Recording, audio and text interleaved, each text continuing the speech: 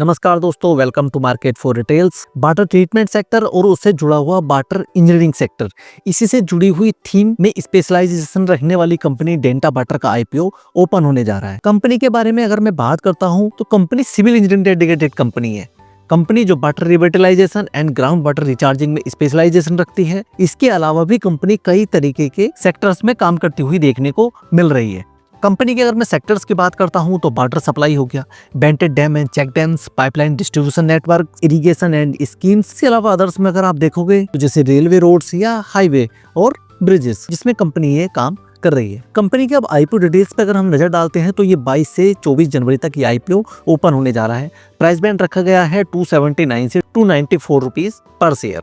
Reasonable price है, price को लेके कोई समस्या वाली बात नहीं है। समस्या है इसके इशू साइज, जो कि बहुत ही स्मॉल साइज है। 220 करोड़ रुपए का स्मॉल साइज है, यानी कि कह सकते हैं कि बहुत ज्यादा हमें सब्सक्रिप्शन देखने को मिल सकता है।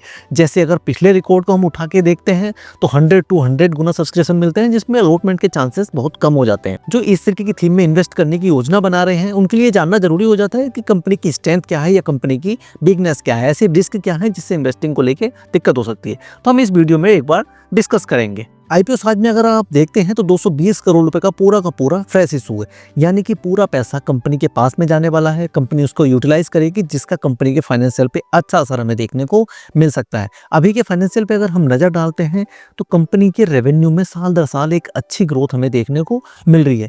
प्रॉफिट में लास्ट ईयर के मुकाबले इतनी अच्छी ग्रोथ नहीं मिली थी, लेकिन 30 सितंबर वाली क्वार्टर में अच्छी ग्रोथ हमें देखने को मिली थी। लेकिन सबसे अच्छी चीज जो देखने को मिल रही है, सिविल इंजीनियरिंग डेडिकेटेड कंपनी है, इसके बावजूद कंपनी के ऊपर बोरोइंग नाम मात्र की है। 0.01 डेट टू इक्विटी हमें देखने को मिली, जबकि कंपनी के रिजर्व अगर आप देखते हो तो 169 करोड़ रुपए के रिजर्व कंपनी के पास में पड़े हुए हैं। कंपनी की अगर हम डालते हैं मार्केट कैपिटलाइजेशन पे नजर, जो कि बैठ रहा है लगभग 785 करोड़ रुपए के आसपास इसके अपर प्राइस बैंड के हिसाब से। लेकिन अगर कंपनी को लिस्टिंग गेन मिलता है, जिसकी पूरी उम्मीद हमें देखने को मिल रही है, तो ये मार्केट कैपिटलाइजेशन हमें ऊपर जाता हुआ देखने को मिल सकता है। आरओई आरओसी अगर हम देखते हैं, जो कि बहुत ही शानदार स्थिति में हमें देखने को मिले हैं, 36 और 76%। डेट टू इक्विटी जैसे मैंने बताया था 0.01 डेट टू इक्विटी है, कोई कर्जा कंपनी के ऊपर नहीं है।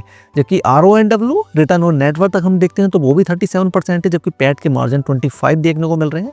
बहुत ही अच्छे मार्जिन कंपनी की देखने को मिल रहे हैं, यानी फंडामेंटली कोई कंपनी को लेकर कोई खास दिक्कत हमें नजर नहीं आ रही। और साथ ही साथ में हम कंपनी की पीयर्स कंपनी के साथ में अगर हम कंपेरिजन करते हैं तो जो ऑलरेडी एस्टेब्लिश प्लेयर है, जो कि इस फील्ड की सबसे बड़ी प्लेयर है, वो है वाटेक वावेक और EMS लिमिटेड, जो कि ऑलरेडी एस्टेब्लिश प्लेयर है, अच्छी कंपनी है, फंडामेंटल भी काफ़ी अच्छे हैं। उसी से कंपनी का कंपैरिजन करते हैं तो आप EPS देख लीजिए, चाहे वो बेसिक हो या डाइल्यूटेड हो, तो लगभग कंपैरिजन हमें समान देखने को वहाँ पे मिलता है। जबकि अगर हम PE पे नज़र डालते हैं तो कहीं ना कहीं हमें ये कम PE पे देखने को मिल रही है, यानी कि कंपनी के IPO प्राइस के बाद में भी काफ़ी गुंजाइश हमें इसमें देखने को वहाँ से मिल सकती है। अच्छी चीजें यहाँ पे हमें देखने को मिल रही है। स्मॉल साइज की कंपनी है, स्मॉल साइज का आईपीओ है। जैसे जैसे कंपनी के ऑर्डर बुक बढ़ती जाएगी, कंपनी के फंडामेंटल सुधरते जाएंगे, रेवेन्यू ग्रोथ होगी, तो कंपनी अच्छा करती हुई वहां देखने को मिल सकती है। अब कंपनी से जुड़े हुए हम स्ट्रेंथ, कंपनी से जुड़ी हुई वीकनेस और अपॉर्चुनिटीज एक बार देख लेते हैं। कंपनी के अगर हम स्ट्रेंथ पर नजर डालते हैं, इसकी ग्रोथ पोटेंशियल क्या हो सकती है।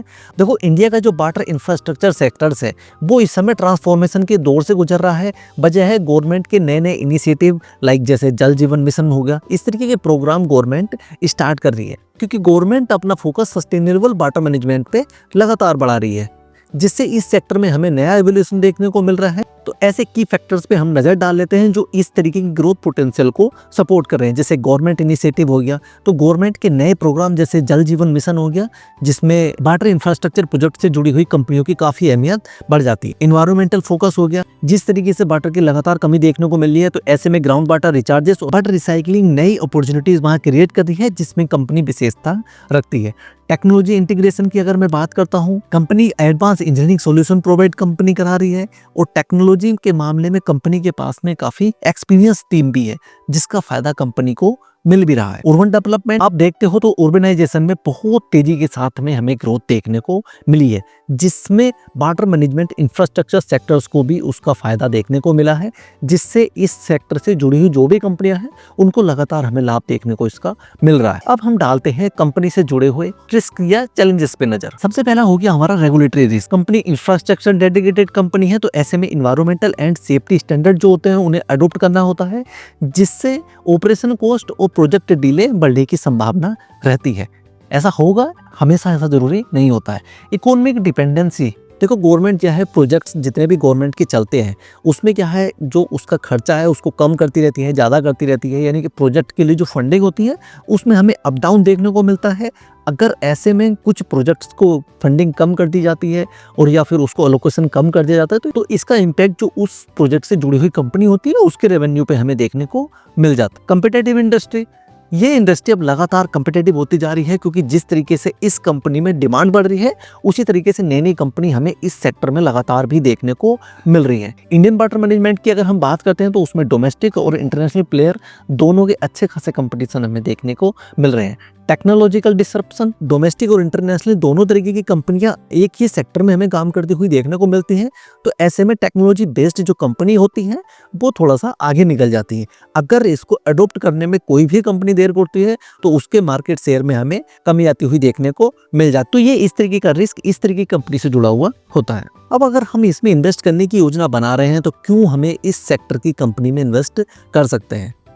तो देखो, strong expertise in water management, बहुत ज़्यादा पुरानी कंपनी नहीं है, 2016 की एस्टेब्लिश कंपनी है और इस थोड़े समय में ही Indian water and waste water treatment industry ने अपने आप को कंपनी ने प्रोमिनेंट प्लेयर के रूप में एस्टेब्लिश किया है। कंपनी की जो स्पेशलाइजेशन है जिसमें ground water recharging and lift irrigation project, उससे कंपनी को फायदा भी देखने को मिल रहा है। कंपनी का सॉलिड ट्रैक रिकॉर्ड है। कंपनी के द्वारा अब तक 32 वाटर मैनेजमेंट प्रोजेक्ट्स को कंप्लीट कर दिया गया है तथा 11 ऐसे प्रोजेक्ट्स हैं जो अभी ऑनगोइंग पाइपलाइन में है। इसके अलावा government support and contract, company के पास में इस समय लगभग 750 करोड़ रुपए की शानदार ऑर्डर बुक पेंडिंग है जिसे कंपनी को अभी एग्जीक्यूट करना है। कंपनी के द्वारा कई स्टेट तथा सेंट्रल गवर्नमेंट की जो बॉडी है जो इंफ्रास्ट्रक्चर डेवलपमेंट में लगी हुई है उसके साथ में कंपनी ने पार्टनरशिप की हुई है जिसका फायदा भी कंपनी को देखने को मिल रहा है। फोकस ऑन सस्टेनेबिलिटी, इसके अलावा कंपनी की अगर हम जीएमपी पर नजर डालते हैं तो जो कि अभी हमें 50% के आसपास देखने को मिल रहा है। जब आईपीओ ओपन होगा तो हो सकता है कि इसमें हमें और भी तेजी देखने को मिल जाए क्योंकि स्मॉल साइज का आईपीओ है, डिमांड भी ज्यादा रहेगी तो हो सकता है जीएमपी में भी हमें तेजी देखने को मिल जाए। तो ऐसे में इस आईपीओ में अच्छे खासे लिस्टिंग गेन होने की संभावना यहाँ से बनती हुई देखने को मिल रही है। लेकिन जिस थीम पे ये काम करती है और अपने पैर ये लगातार पसार रही है, चाहे डोमेस्टिक मार्केट हो या फिर इंटरनेशनल मार्केट हो, तो ये कंपनी लॉन्ग टर्म में भी अच्छा करती हुई देखने को मिल सकती है क्योंकि वाटर ट्रीटमेंट तथा वाटर इंफ्रा प्रोजेक्ट जितने भी हैं उससे जुड़ी हुई जो थीम है बहुत ही अच्छा करती हुई लगातार देखने को मिल रही है और इससे जुड़ी हुई जो भी कंपनी वो भी इस समय अच्छा प्रदर्शन कर रही है। तो कहीं ना कहीं ये आईपीओ के बाद में भी इस कंपनी पे अच्छे से नजर रखी जा सकती है। तो आज के लिए बस इतना ही। वीडियो अच्छी लगी हो तो लाइक शेयर करना बिल्कुल ना भूलें।